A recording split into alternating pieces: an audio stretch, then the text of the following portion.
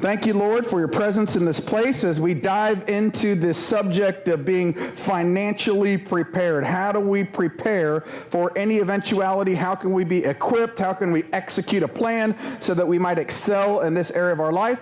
And Lord, just be with us tonight as we start this group. So this is the Tactical Pastor Podcast and the Modern Day Preparedness Small Group, and tonight's subject is finances for troubled times. How can we thrive in the midst of potentially troubled times outside of us that are beyond our control? So that's the subject matter of the day. As much as I say this as much as for you as I do for me, the Tactical Pastor Podcast is really meant to do three things. As we're trying to refine this, it is to equip, to execute, and to excel. To equip you with biblical knowledge that when executed will position you to excel, right? So there's a big disconnect at times in our lives between what we know to be true and what we should be putting into practice, and then the reality of our lives. Last week, we talked about that maybe fitness-wise, or if you were here at Journey Church this weekend, Tyler was on stage in his SWAT uniform, and I think of myself when I'm not looking in the mirror, and I'm like, that's me, the SWAT dudes, just awesome. And then I look in the mirror and there's a big gap between reality and what it is, right?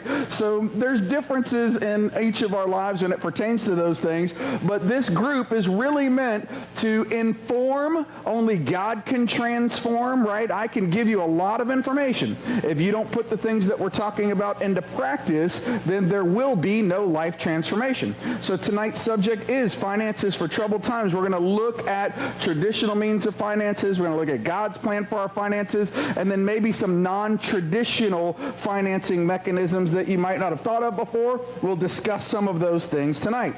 So this weekend, I asked a question to those of you who attend our congregation. Actually, I asked two questions, and I'll really pose the same to you this evening. I believe they're important. So when it comes to your finances, I want to use this analogy of a map. I want to use the analogy of being in Egypt, a place of bondage, wandering in the wilderness, or finding yourself in the promised land. So let me define that a little bit before we answer it. Egypt is a place of bondage. It's a place of less than enough. It's a place of just getting by. It's a place of slavery. It's a place of debt. You never get out of it. There's always more labor that's having to go into it. It's no place for a believer to be, right? God doesn't want believers to be stuck in the land of Egypt. He came to set us free from that, right? So the Jewish people left Egypt, and they had a straight path if they would have took it, right? If they wouldn't have sinned, God gave them a straight path that should have literally taken a number of days, not a number of years, to get from point A to point B. The promised land being, in this case, I'm not talking about some financial mumbo jumbo where you give $1,000 and God turns it into $1 million. I'm not talking about some get rich quick scheme. I'm not talking about a prosperity gospel.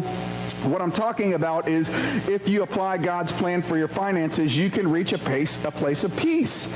Yes, prosperity may also be a byproduct of that, but what I'm primarily talking about is that place of peace and contentment in your finances that really has very little to do with your overall income level, but rather a lot to do with living within your means. So we'll discuss that a little bit tonight as part of this. The place of the wilderness is maybe that gap between the two that I was just referring to a moment ago. Maybe you know what God's word says, and maybe there were some decisions that you made along the way that have positioned you for difficulty that you look back on, could even be sinful. Maybe they're not sinful, but they're areas of your life where you say you do tithe, but you don't have any control over your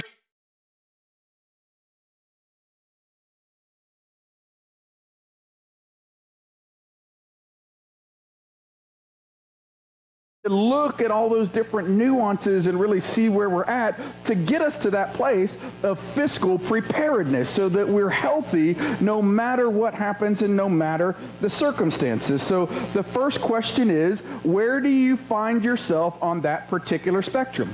Do you find yourself in Egypt, that place of bondage right now? Do you find yourself wandering in the wilderness looking for direction? Or do you find yourself where you're really at that place of peace? The second question I would ask, because I believe it's fundamental to theology in terms of generosity in our giving, is do you tithe or do you not tithe?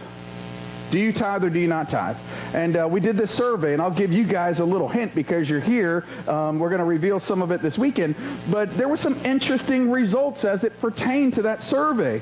There were some dichotomies that I actually witnessed between people's actions and what we actually see in the database. So a very interesting one was when we analyzed people's responses, 75% of the people who responded said that they tithe. 25% of the people said they didn't tithe. Now, I went in there and I looked at the database, and I did some analysis of our database, and we found exactly the opposite to be true. We found 60 to 70% of the people, if you use median incomes, probably do not tithe, or they don't understand what the tithe is. And then the other 30% or so actually were just the opposite of what we found. So it's very interesting. So there's some disconnects that we need to figure out and examine and find out, to discover that. If we are recording, so just be a little careful. The other thing that we noticed that was actually a beautiful thing was that when we got all of the results back, there were 41 results of people who said that they found themselves in the promised land, that place of peace, that place of prosperity. Of those, what percentage of those people do you think tithe versus did not tithe? Any guesses? Y'all are being real quiet out there. I know they can't hear you online. Ha ha. But so 97% of the people that said that they found themselves in a place of peace and contentment were actually tithers. Only 3 of the 41 responses said they were not tithers, but found themselves in that place of the promised land. So I say that to begin to lay a biblical foundation for the discussion that we're going to have here tonight. It has to do with living out your finances God's way, right? So when we put it into a preparedness context as well, if you're living in the land of Egypt in terms of your finances, it's going to be a very difficult thing to start to be prepared, right? If you're already living in a place of bondage, how are you going to get to a place of preparedness? It's not an impossible thing, but it's going to be a difficult thing. Would you agree? I mean, it's going to be harder if you don't have resources to do it. If you're wandering in the wilderness with some minor lifestyle adjustments potentially, you could position yourself for a much better, much healthier perspective when it comes to modern day preparedness as it pertains to your finances. If you're a place of more than enough, if you're at that place of prosperity, you certainly could move things forward a little bit faster than the other 2 categories, right? So these are things that we need to keep in mind about where we're at in the spectrum. Don't get discouraged. There's a starting place for everyone. If you're in that place where you're just getting by, you could start by going and buying a 50-pound bag of rice and use that as your initial starting point. Why do I say that? It solves the food issue that we talked about a few weeks ago, but also now you have something that you could trade should things be really terrible or should there be a job loss. You have something of value that you have, so you could start from any place. Don't be discouraged. Just start to take some steps in the right direction. Start to take some actions to put those things into place. So I don't know about you, but I certainly want to live in a place of peace when it pertains to my finances. Now, there is a place, if we look at it, where maybe faith has to be involved as well when it comes to preparedness. Somebody actually asked a question about that. I don't know if we should prepare because now we're not trusting God. We over-prepare, potentially, right? There could be some truth in that. If we try to rely on our own, there's scriptures that actually say, I will do this business and that business, and I'll fill my storehouses with grain. And the Lord says, I'll take this day your very life. And, you don't even have it tomorrow. It's going to be gone today, right? So there is a fine line, potentially, between self-reliance and reliance of God in faith, right? So these are all the kinds of nuances that we have to take into account. In reverse, though, we did talk about the wise virgins, right? That the Bible said that we need to be prepared. We talked about Joseph and his storehouse. There's plenty of scriptures that give us great wisdom in being prepared in all the areas that we've been talking about, right? If your finances are in a bad place and troubled time comes, you're going to be in a very bad place. Did you see how I escalated that one? If you're already struggling and the world as we know it begins to come to an end and you haven't done things to begin to prepare now, then guess what? You're going to be in a very bad place when it comes to that. So I don't say that to scare you, but I say that to give you wisdom, to give you knowledge, to give you understanding that we might put these things into practice in our lives. There comes a time where we need to begin to change our lifestyles, and it's never fun. Next week, we're talking about diet. We're talking about nutrition. We're talking about some changes. How many of you like to diet? You like to diet? What is wrong with you people? There's something wrong with you. You shouldn't even be here tonight, right? None of us like to hear the word diet. None of us like to tighten our belts literally, right? Usually there comes a crisis moment where we're like, man, I got on the scale and it's time to change. Something needs to happen. Nobody likes to tighten their belts when it comes to finances either, if we're honest, right? Who likes to cut back their spending? Who likes to, who wants to go out less to the movies? Who wants to, and stop enjoying some of these things? But isn't that exactly what's necessary from time to time if we're to see that long-term success? So one of the biggest tasks that I have as a pastor is to try to help people bridge the gap between their current reality and where they want to be. And again, as we shared in the beginning, all I can do is inform and pray that the Holy Spirit will help transform you, right? I have no doubt that most of us generally know what we're supposed to do. May we remove those disconnects between what we know we're supposed to do and what we're actually doing so that we can put those actions out there so that we can ultimately excel in our lives. I hope all this is making sense to you today. So let's start. Here's where I believe the starting place is. We're believers in Jesus Christ that are in this room or that are online. So where is the biblical place to start? It's in the Bible. Do you know that God gives us a roadmap in His Word of how we're supposed to manage our finances? In fact, He talks about it more than almost any other subject in the Word. He knows that there is a tie between our hearts and our wallets. He knows this and understands it. In many circles, Dave Ramsey, Crown Financial, others, they'll begin to tell a young couple about what I would call the 80-10-10 rule, or a young person. So let's start with that as a generalization. If you've not heard that figure of speech before, the 80-10-10 rule is a generalization of how one should manage their finances starting at a younger age. I add that as an important factor. When you get older, if you haven't done some of these things, these ratios must change, right?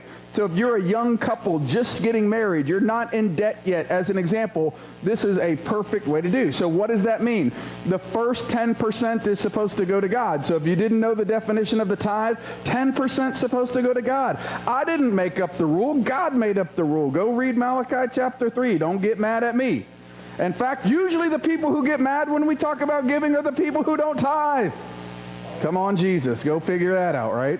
Oh, you talk about giving too much. All the people that give are like, thank you for talking about giving, right? I mean, so this is weird things that we experience in Christianity. So 10%, don't beat me. That's what God says in His Word. You're giving back to Him. This is what He requires in His Word. It's not something that we have to do with gritted teeth. The hope is that we as believers would do that with great joy, knowing the sacrifice that He made on our behalf. Now, nuances, 10%. Is it negotiable? Say you're in debt right now.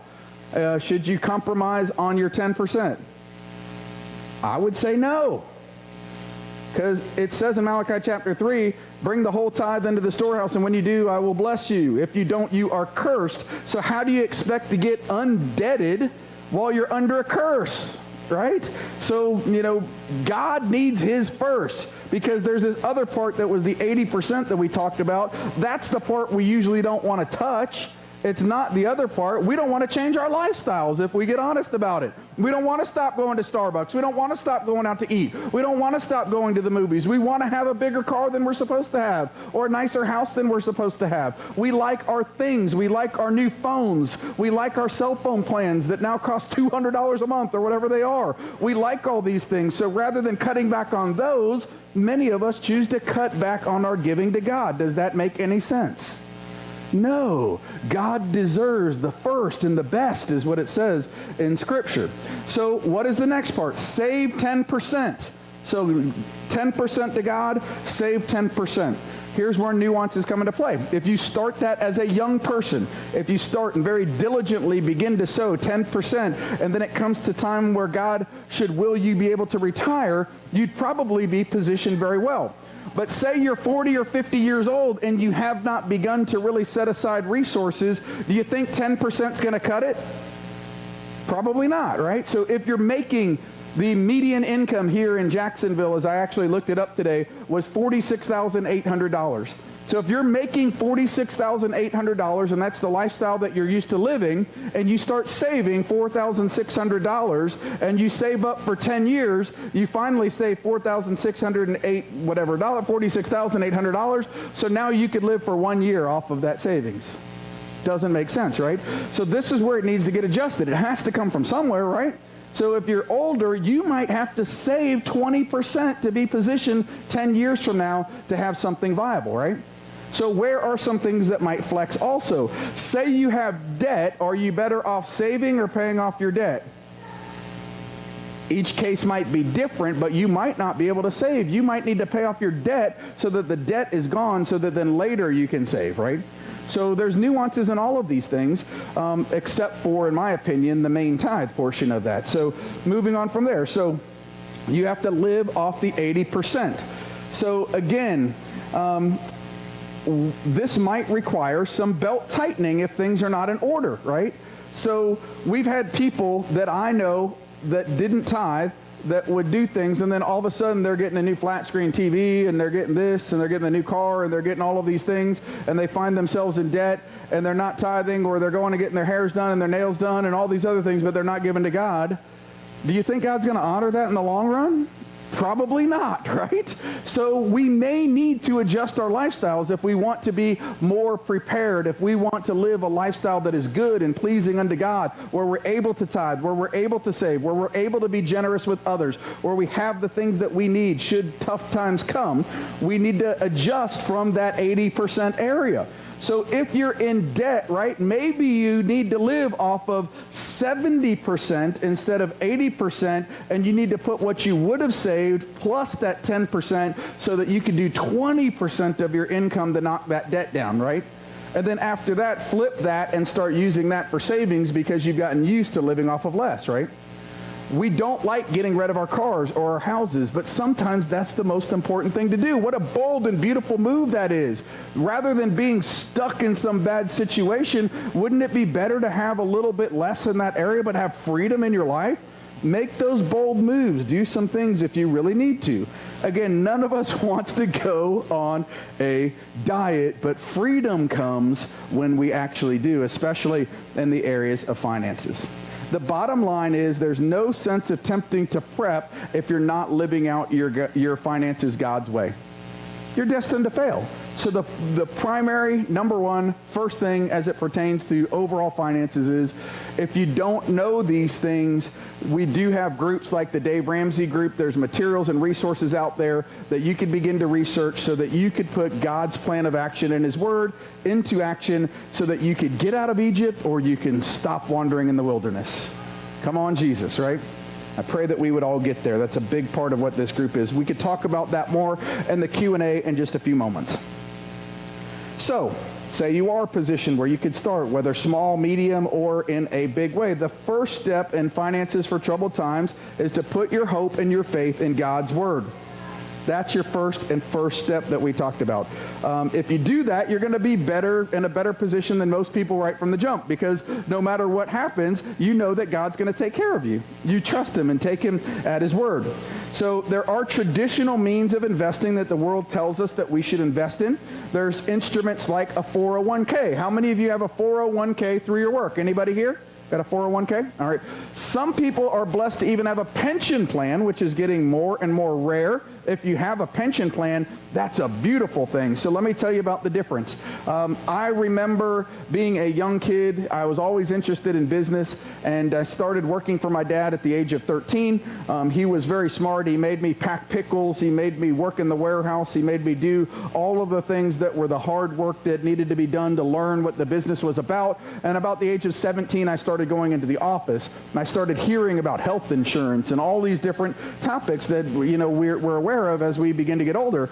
And most businesses began to do away with their pension plans in the 1980s because they were far too expensive. So in how business was done historically, they actually enacted many of the health benefits that we see around the Great Depression era. They had wage freezes that they would do, so they couldn't raise the income level. So rather than raising the income level, they started doing benefits. So they started adding things like health insurance, retirement plans, pension plans, things of that nature as a way of attracting employees during that season. Some of those have come back to bite us and make it more difficult. So pension plans are incredibly expensive.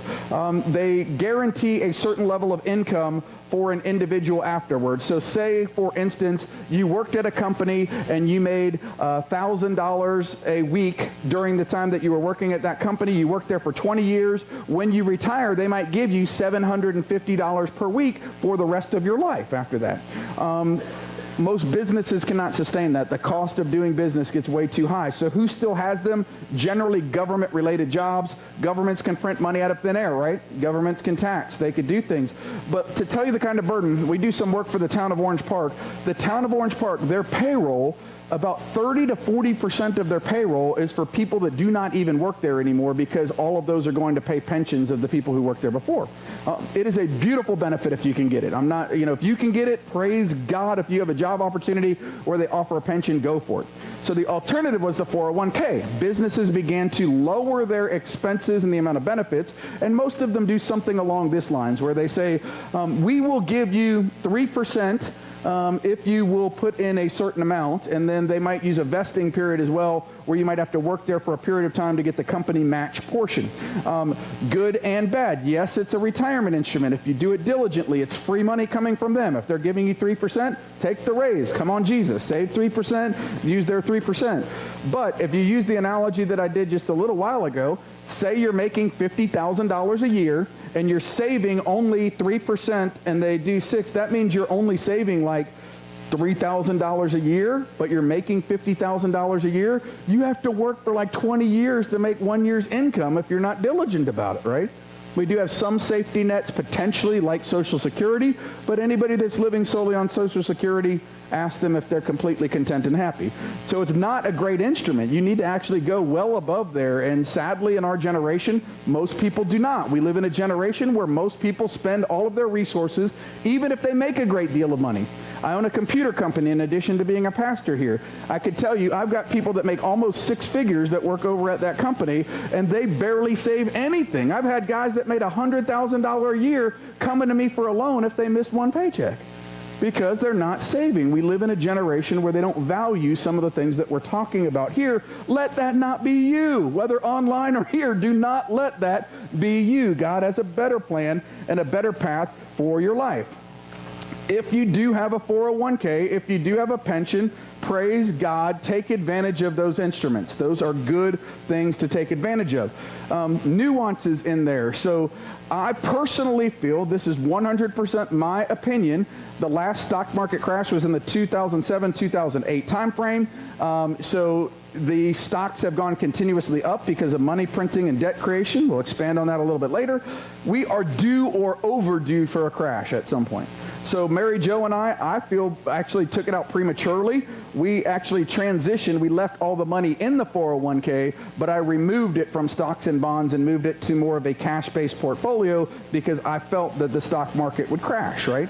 I mistimed it. So timing these things are bad. I did it about a year ago, and we've missed a big run up in the stock market, right? But if it crashes, I'm actually safe at the same time. So we still put money in our 401k every single paycheck, but right now I'm being extremely conservative with it, more defensive than offensive in nature. May or may not be a good strategy, right? I missed out on some of the gains. It's a little bit safer. Each one of you has to come up with your own determination of what that means, but I hope that makes sense. So some things that we do need to consider is that your buying power gets reduced every single year. The government continues to increase their money printing. Their government continues to increase the amount of debt that they go into. We now surpassed $20 trillion in debt. So how do they get themselves out of that? The only way that they can ever pay that back is by inflation.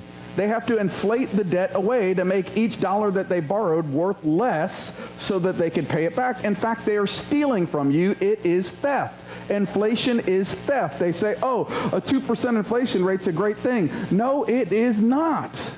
It is not, because after 10 years, that 2% is 20%. And if you're not getting a bigger, fatter paycheck, then guess what? You are getting behind. And you see it. Maybe the prices are definitely increasing, but one of the things that you noticed a year or two ago was they started charging the same amount but decreasing the package size. So if you used to get 20 Oreo cookies, come on, Jesus. Now they sell it to you for the same price, but there's only 16 Oreo cookies in there. So they started by cutting costs by reducing the count of the different items that you found in there, but now they're just blatantly also raising the prices. There's certain areas that are completely out of control, like healthcare. It's going up 20% a year for many people right now. It is unsustainable. How can anyone pay as a family, say $1,200 per month in order to do your insurance and then have a $5,000 deductible per person? That means you just spent $22,000 on insurance and you only make $35,000. How can any family make it? The systems are broken. We talked about it in week 1. The systems of the world are stacked against us. We need to begin to think about things in a very different way. Some of us use the lottery method of investing in our future. You go buy lottery tickets and pray. Generally doesn't work, people. That's not a plan that you can execute on. Lottery tickets are not what's going to make it for you. So what I want to distinguish between tonight is offensive investing and defensive investing. So in times of prosperity, when things are going good, 401ks tend to really do good. Real estate tends to do really good. But if you have a caution or a check in your spirit that maybe those things are peaking out, then what do? You may need to have some defensive investing to offset any potential losses on the other side. So one of the defensive measures I did was I did not take it out of the 401k, but I moved it to cash, right? That way I don't have to participate in the downturn. I lowered my risk in the 401k, but I missed out on some of the gains. So timing these things is incredibly difficult. But what are some of the other things that we might do? In a traditional sense, they talk about diversification, right? That's a defensive strategy. So they would say, have a little bit of real estate, have a little bit of stocks, have a little bit of bonds, have a little bit of cash, have a little bit of all these different things to have a well-rounded portfolio that if one part's down, maybe the other part's up, helps offset each other. That's generally a good idea, right? But most mainstream investment vehicles are not going to tell you about some of the other things that we'll be talking about here tonight that could also be considered defensive investing. So what I would consider defensive investing is any tangible item that does not go bad, that tends to hold its value, but might also increase during an inflationary time. So an example, we can have, say you have paper towels, right? And you've got a house where you can store mega paper towels. You've got a room where you could just stack paper towels to the rafters.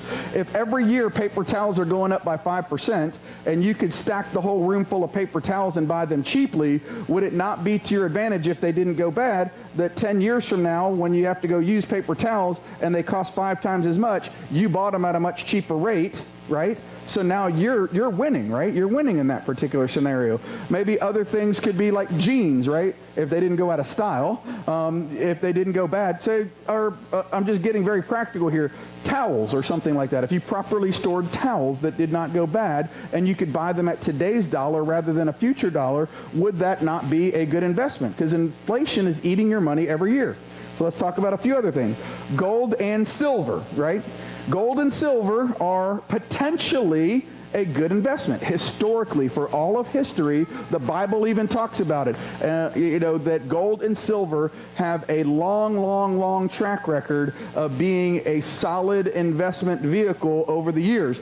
Not to have meteoric increase like some people attempt to pitch them to you on different websites and things of that nature, saying gold or silver is going to go to the moon. It's going to go from, where it's at today. Silver's at $17.12 as we started this meeting. Gold is at $1,289 or something like that. When you read the headlines, gold's going to go to $5,000 or $10,000 and silver's going to go to $100. Maybe it will, but more importantly, they tend to hold their value against inflation. They protect your initial value. So what do I mean by that? So if a dime that was a dime in 1964 could buy you a pack of gum, now today a pack of gum costs $1. With that same dime, you can actually still buy the same pack of gum. Does that make sense? So those metals generally keep up with inflation. So I don't invest in them so that I could get the mega gains. If I did, that would be a beautiful byproduct. If we get blessed and we could time it and it goes back up to $50 or goes up to $100 for silver, yes, it would be awesome. But again, biblically, I'm not looking for a get-rich-quick scheme. I'm looking to not lose money by inflation, right? So silver at one time was as high as $50 when it ran up. The last big run that it took. Right now it's at $17.12. Personally, I feel it's at a bargain for me. I feel that's a bargain basement price for silver. There's a big push against silver to repress gold and silver prices because the government knows that they're an alternate form of money, so they do everything they can to suppress the price. At one point, I do believe it will explode upward. Gold had reached a peak of 1900 a few years ago and is actually settled in around 1300. So let me give you a little view. I know it'd be hard to see on the camera. We could pass some of these around, and you're welcome to Google search it. I've got ammo here to protect this stuff tonight, so that's why he's here.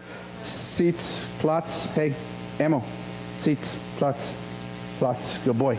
So what I've got here is a few different things. So one of the ways to begin to invest, let me caution, there are instruments called GLD and SLV that you can invest on the stock market. I do not invest in those because they are paper instruments that have very little backing to real world gold or silver. If you don't own it and physically have it in your possession, you don't own it. They could take it, it could crash, same thing. So one of the traditional ways that is most common is this is the silver, Liberty Silver, United States minted. This is one of the most well-known, recognized one on the planet. Generally speaking, the U.S. government is actually mandated to mint gold, silver. Every year they have to mint it. Whatever the demand is, they have to meet up with the demand. It's the most well-known, most well-established version of it. Generally speaking, if you're going to purchase gold or silver, you can expect when you purchase it for this one that is kind of the standard to be about $3 or so above the spot price. So what do I mean by that? You'll hear this term spot. So for clarity, the spot price is what the current price of the underlying metal is. So when you mint it, the price of the coin actually has to be more than that because there's a minting process, there's a printing process, a distribution process. So all coins demand some form of premium. So generally speaking, this is the gold standard of normal coins. You can expect about a $3 premium, so you would pay $20 for a $17 coin.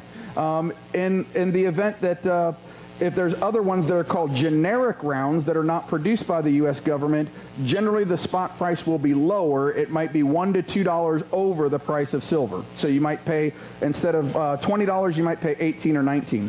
There's a couple places that I generally buy from online. One is called APMEX, A-P-M-E-X, and then JM Bullion is another one that I use. I can put those links in the show notes afterwards. What I do is I sign up for their weekly deals, and then generally speaking, they have some form of coin on sale once a week. And if I can find them where they say like 89 cents over spot, I look for those deals where they're $1 or less over spot. And then if you buy it and you spend $100 or more at the time of purchase, shipping is usually free. So I try to take advantage of those deals when I do buy it. So generally, I buy it online. In town here in Jacksonville, there used to be many more places where you could go buy it. It's really down to one or two places. There's one over there near Murray Hill Theater, actually right next door to it. They don't have a great selection. There's one near Shooters off of University called A1 Coin, and they have the largest selection locally where if you wanted to go walk into a place and purchase it and walk out. Occasionally, like there's a guy right there on Blanding, a little bit south of here, next to Sorbello's and across from that taco place. What's that new taco place? Jimmy Hula's. Across the street from there, there's a We Buy Gold place. If you walk in there and you say, do you have any rounds or you have any silver generic rounds or anything?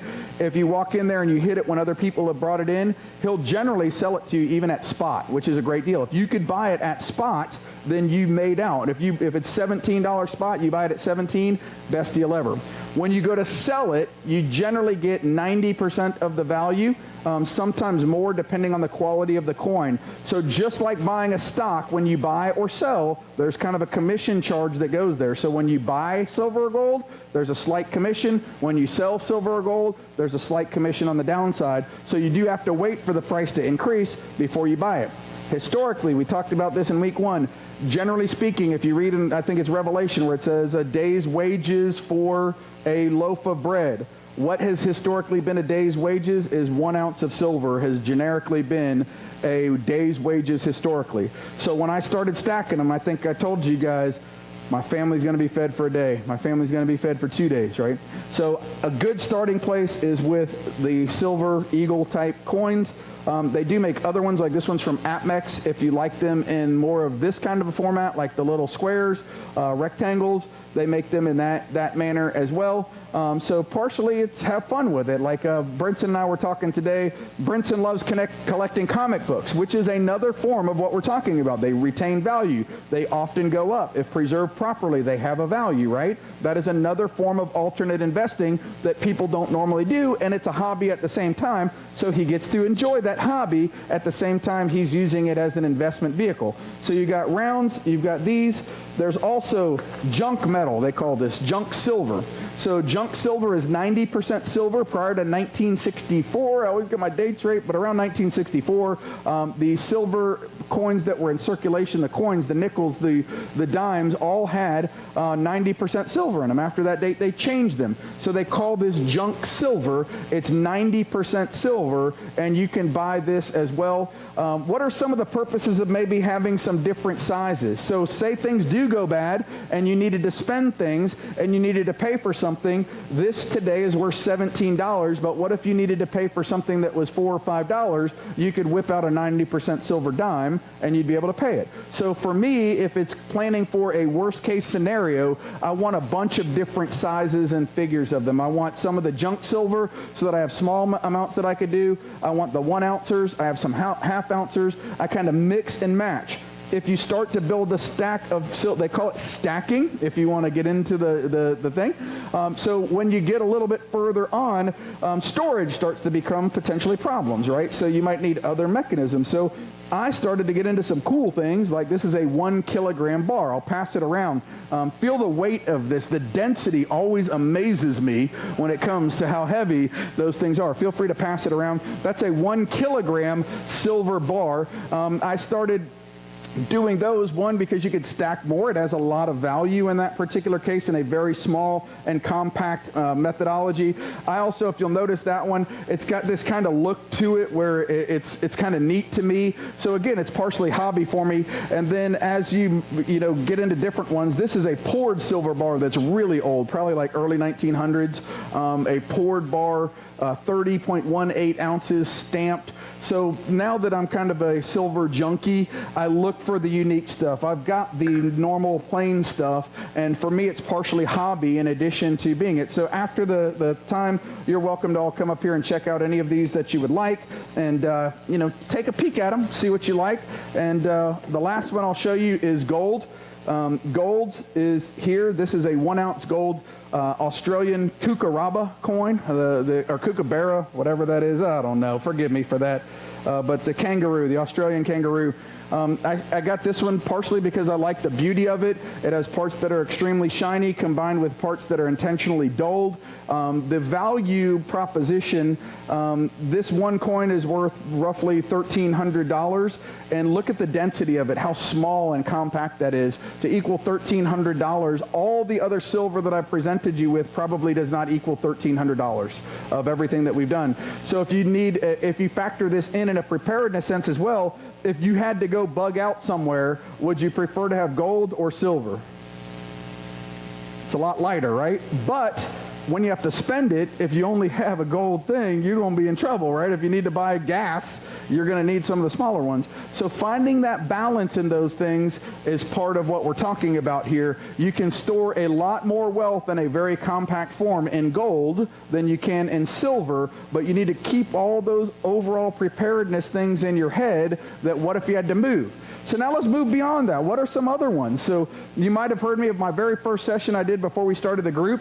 Bitcoin, cryptocurrencies. So they give you some unique characteristics that never existed before. So take a scenario where if things went really bad and you needed to cross from one border to the next. Historically, what has happened is you go and you have gold, they search you, they might take your gold, and then you have zero when you go to cross from point A to point B. All the wealth that you had is now gone.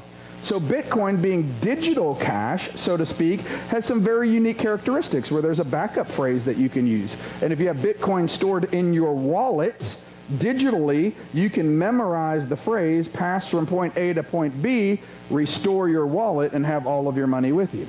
So there's some unique characteristics to these new digital forms of currency that are awesome. Many people believe that if certain things collapse, then these digital currencies could have great value. In fact, over the past 2 years, digital currencies have far exceeded the profit of silver and gold. Silver and gold have been stalled. They've roughly stayed the same over the past 2 years. Bitcoin, for example, as we went into this meeting today, was worth $4,750. When I did that last meeting, when I did it about 3 months ago, Bitcoin was at $2,750 at that time. So Bitcoin has been having meteoric rises of late. So there's some interesting stuff in that particular space for those who are interested. Let's look at just a few more instruments. Bullets. Bullets have value. They're tradable. They are one of the first forms of currency that's ever been out there. So if you were to take bullets and begin to save them, not just to shoot them for enjoyment, but if you had a stash of them, I have no doubt in my mind that a 9mm carbine round that today might cost 27 cents, if things were to get bad, would be worth at least $1 a piece. In fact, I know the last time that they began to ban them, a 223 box that could be purchased for about $300 instantly went to $750 per case if you could find them, right? So they have the potential during times of duress to increase meteorically under those things. So if you're thinking of alternate ways that generally go up, and it might also be a hobby at the same time, there's nothing wrong with storing some of that. If you store it properly, it could last 30 years without going bad. So you could think about some of these in a different way. Frankly, any tradable item that you might think of could be good. Any item that does not go bad that you could potentially trade is a good candidate for what I'm talking about, because prices continue to get more expensive every single year. If you could buy them with today's dollars, then you have those as a potential tradable item in the future. A few more that I did that don't have an extremely long shelf life, but do have an extended shelf life. We just found a box that I kind of misplaced, but I had a bunch of deodorant and aftershave and stuff like that I had bought like 5 years ago that was still perfectly good. It was stored very well. And it has value. I'm telling you, I like Old Spice. I'm old school. Come on, Jesus. I just use the Old Spice that's there. Old Spice at the time I bought it was like $5 for the little thing. It's like $7.50 now, just a few years later. You can hardly pay for aftershave. It's just like mostly water. What are they putting in that water? It's $7.50 for that little teeny thing. So I found about 10 of those. It was like hitting a gold mine. Woo! Come on, Lord. I mean, it was just awesome. Deodorant, too. Be careful. I made a few mistakes along the way with things that either dried out. Like I did get some lens cloths that for cleaning lenses and things like that I thought were sealed in the metal foil. I pulled them out like 6 months later, and they were all dried out. So I've made some bad choices along the way and some mistakes with my preps as well. Razors. Razors are expensive. I mean, before they came out with Dollar Shave Club, man, that was awesome. But, razors tend to be very expensive. I have literally like 5-gallon pail full of razors, and then you never know. You might need them someday, right? I can always dip into those razors. Jeans, shoes, solar power. We're not going to end up doing the session that we're going to do. We're skipping that to go do the shoot that day. But solar power, if you could pay for it in today's dollars, it lasts for 25 years. How would you like to get a pay of $100 per month every month for the next 25 years? Might not be a bad thing, right? So some of these alternate things that we don't traditionally think about are very important. Some very simple ones. I'm a big fan of Clark Howard. How to save more, spend less, and avoid getting ripped off. Something as simple as if you replace your car every 10 plus years instead of every 3 plus years, you can generally retire 2 or 3 years earlier than the other person. Think about that. How much money do we waste attempting to get newer cars for many of us that you keep paying all those payments on, versus if you bought a car and held it for 10 years. So say if your normal payment period, it used to be when I was younger, you'd get a car loan for like 3 to 4 years max. Now they're like 7 or 8 years on some of the car loans. So what if you bought a cheaper car and you saved it and kept it for 10 years? All that money that you would have spent on the car, when you get older, you can actually retire earlier. I think he statistically said if you did it every 10 years versus every 3 3 or 4 years, you could literally retire like 2 years earlier than you would have. So think of ways not only to save, but to spend less on some of these things. So there's many great resources. Some of the last ones that I would share with you today is invest in yourself. Invest in your own education. Invest in things that might have value should the economy change. I know one of my friends who's in here today does some gunsmithing on the side. You think that couldn't be something that would be very needed in a bad situation where people would be looking for that? Learn a trade. And mechanics are always needed, always important, right? Learn some basic things like how to do gardening again. Learn how to do some of those old trades that other people have forgotten that you can save money yourself. You might enjoy as a hobby, but also if things went bad, you would have some of those skills that are tradable, that are always usable. So the biggest thing you could do is invest in yourself. Invest in yourself. That gives you that ability to have freedom all the days of their life. So I would say in that same vein, is there a hobby that you currently do that you might actually be able to turn into a source of income? Think about that. Instead of being an expense, could you turn it into something that's a source of income for you? Hopefully you've received some things from tonight. We'll open up the floor to Q&A in just a second. There's some great resources. Listen to Clark Howard on the radio. Go pull up his podcast. Listen to Dave Ramsey, a little bit more of a Christian perspective. He's kind of gone a little more secular in recent years, but he still has a biblical foundation to his teachings. Crown Financial. We have courses that we offer right here at the church as well.